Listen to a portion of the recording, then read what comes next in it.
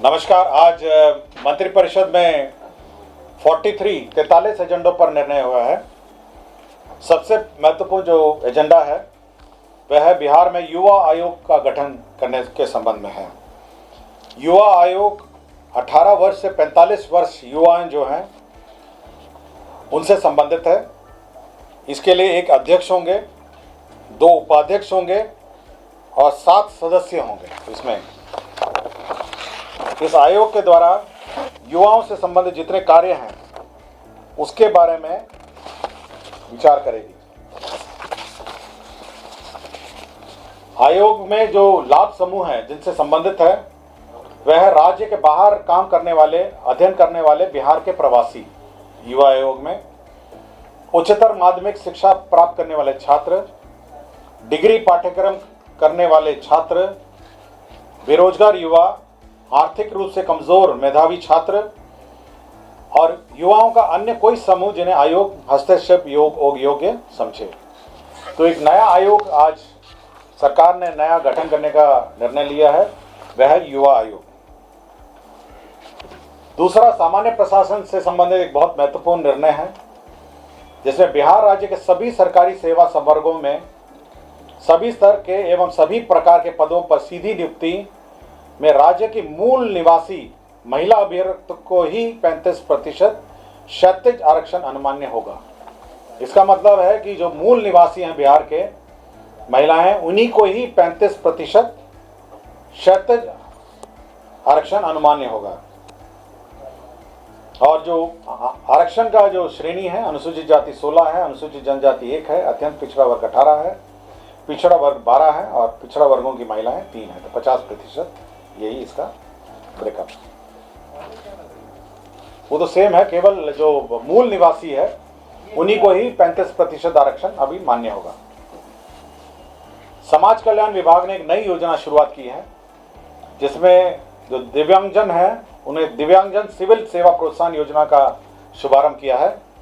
इसके अंतर्गत जो यूपीएससी और राज्य की जो योजनाएं हैं, जो बीपीएससी की जो परीक्षाएं हैं, उसमें क्रमशः 1,50,000 रुपये इनको प्रीलिम्स पास करने पर इनको दिया जाएगा। इसमें राज्य सरकार के सिविल सेवा प्रोत्साहन योजना अंतर्गत कोई आर्थिक सहयोग दे नहीं है को बिहार लोक सेवा आयोग पटना तथा संघ लोक सेवा आयोग नई दिल्ली के द्वारा सिविल सेवा हेतु आयोजित प्रतियोगिक परीक्षाओं में प्रारंभिक परीक्षाओं में उत्तीर्ण होने पर मुख्य परीक्षा एवं साक्षात्कार की तैयारी हेतु क्रमशः 50,000 और 1,00,000 रुपये दे।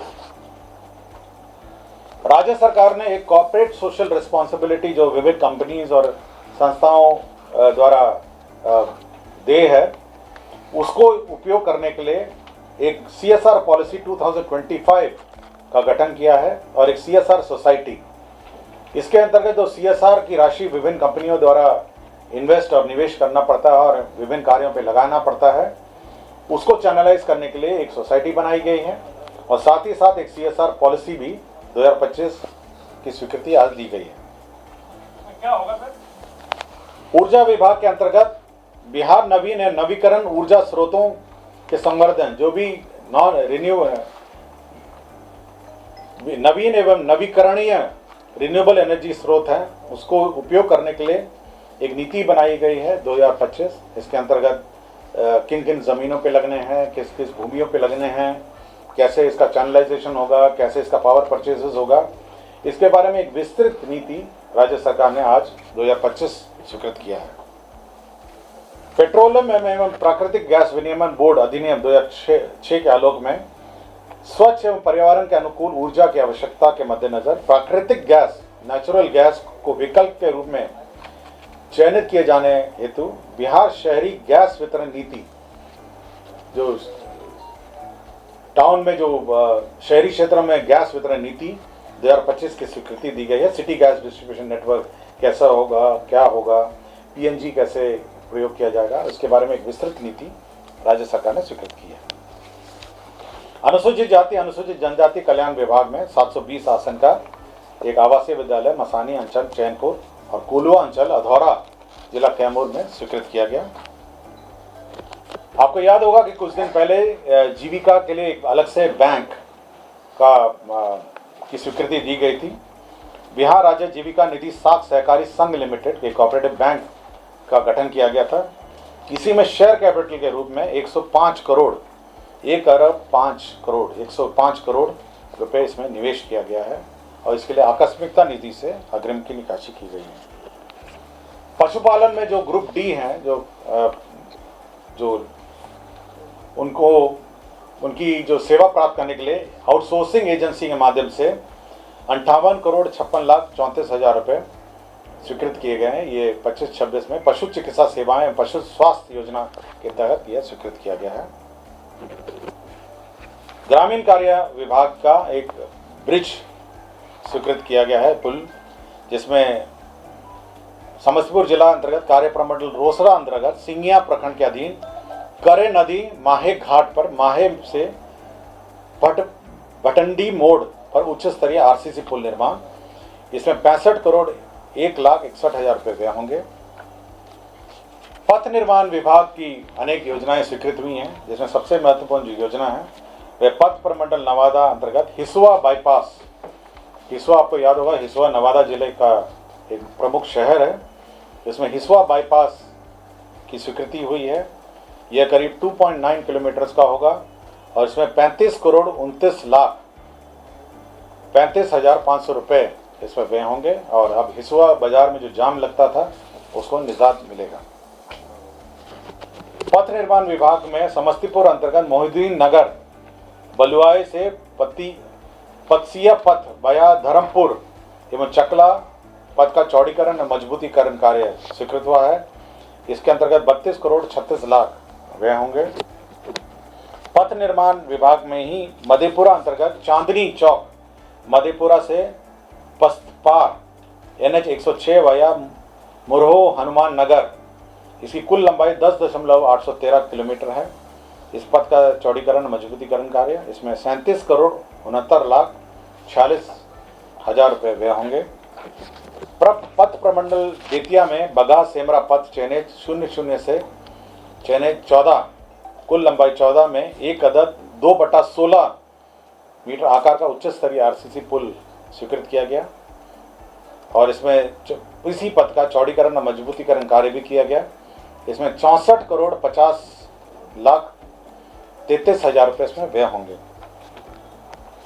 पथ प्रमंडल गोपालगंज के अंतर्गत बरौली सुरवल मोड़ से नूतन मोड़ वाया कल्याणपुर कुल लंबाई 7.70 पथ का चौड़ीकरण एवं मजबूतीकरण कार्य हेतु रुपये 35.56 करोड़ इसमें व्यय होंगे। पथ प्रमंडल सहरसा अंतर्गत महुआ बाजार से ग्वालपारा पथ वाया बलेथा बस नहीं कुल लंबाई 9.103 पथ का चौड़ीकरण मजबूतीकरण कार्य, इसमें 39 करोड़ 44 लाख 59,000 रुपये व्यय होंगे। पथ प्रमंडल नवादा जिला अंतर्गत लेधा गजिया नाग कुलना कोसी हावड़ा घुमई अकबरपुर पथ SH 103 तक का पथ का चौड़ीकरण, इसमें 13.70 किलोमीटर का पथ है।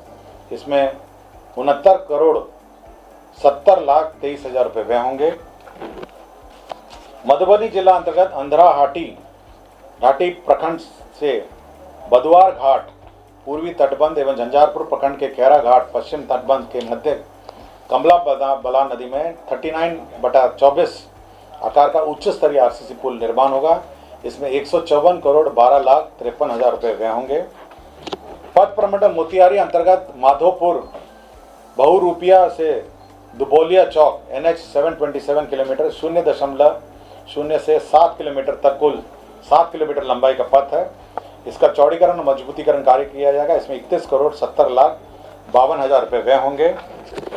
पथ प्रमंडल दरभंगा अंतर्गत बहादुरपुर प्रखंड के कपचाई से दाई भाया अमपट्टी दशरथ पट्टी घाटी 70 धारा दरगाह पथ के चयनित 0.0 से 5.0 कुल लंबाई 5 किलोमीटर, इसमें 39 करोड़ 60 लाख रुपए व्यय होंगे।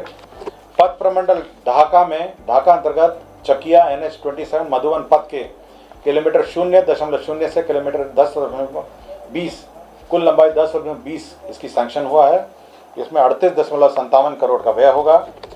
कटिहार जिला अंतर्गत पूर्णिया कटिहार पथ के पुराने संरेखन NH 131A दलन चौक से मनिहारी मोड़ होते हुए कुशवाहा चौक तक कुल लंबाई 14 किलोमीटर पथ सैंक्शन हुआ है। इसमें 55 करोड़ 66,53,000 रुपये व्यय होंगे।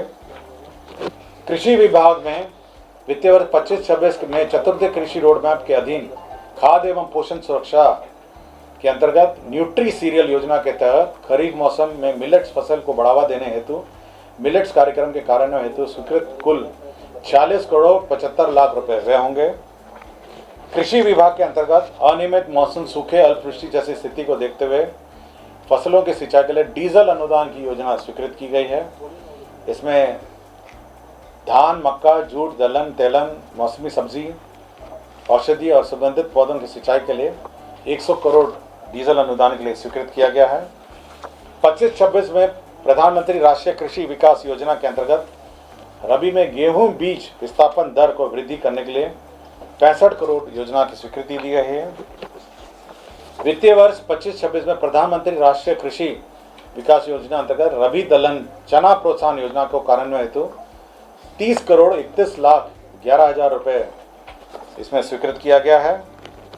Digital agriculture national e governance plan कृषि के अंतर्गत डिजिटल क्रॉप सर्वे के प्रभावी कार्यान्वयन एवं अनुसरण हेतु क्षेत्रीय कार्यालयों में कार्यरत डेटा एंट्री ऑपरेटर, कार्यपालक सहायकों के मानदेय भुगतान हेतु 33.24 करोड़ स्वीकृत किया गया। कृषि विभाग के अंतर्गत ही केंद्रीय प्रोजेक्ट प्रधानमंत्री कृषि सिंचाई योजना के अंतर्गत प्रति बूंद अधिक फसल अंतर्गत सूक्ष्म सिंचाई के लिए 140 करोड़ 66 लाख रुपए व्यय होंगे। वन एवं पर्यावरण विभाग द्वारा जो सीमा के बिहार की सीमा में जो रक्त चंदन का लकड़ी जब्त हुआ है उसका ऑक्शन जो है MSTC लिमिटेड भारत सरकार का उपक्रम है, उसके माध्यम से करने का निर्णय हुआ है। विधि विभाग में बिहार विधायी कार्य सेवा भर्ती प्रोन्नति सेवा शर्त निरसन नियमावली 2025 और बिहार विधि भर्ती प्रोन्नति सेवा निरसन नियमावली 2025 की स्वीकृति हुई है। स्वास्थ्य विभाग में बिहार खाद्य संरक्षण सेवा खाद्य संरक्षण संवर्ग नियमावली 2025 का गठन हुआ है। स्वास्थ्य विभाग में ही बिहार खाद्य संरक्षण सेवा खाद्य विश्लेषण संवर्ग नियमावली 2025 का गठन हुआ है। वित्त विभाग में जो स्कीमों का शक्तियां स्वीकृत करने की शक्तियां हैं उसमें संशोधन हुआ है और उसमें नए कंडिका 8ख एवं 8ग के रूप में प्रतिस्थापित किए गए हैं। CFMS और WMS जो हमारा सॉफ्टवेयर है उसके लिए PwC जो कंसल्टिंग फर्म है उसको बहाल किया गया, जिसके अंतर्गत उसे व्यय 2 करोड़ 69,96,000 रुपये व्यय होंगे। HRMS में और audit internal audit management system के लिए IP ग्लोबल को बहाल किया, कंसल्टेंटिंग फर्म को बहाल किया गया, जिसके अंतर्गत 4 करोड़ 19,93,000 रुपये व्यय होंगे। पंचायती राज विभाग के अंतर्गत पंचायती राज क्षेत्रीय कार्यालय लिपिकीय संवर्ग भर्ती एवं सेवा शर्त नियमावली 2018 की स्वीकृति दी गई है। बिहार में सैनिक स्कूल 2 जगह पे हैं, गोपालगंज और नालंदा। उसी 2 स्थानों पे जो सैनिक स्कूल में जो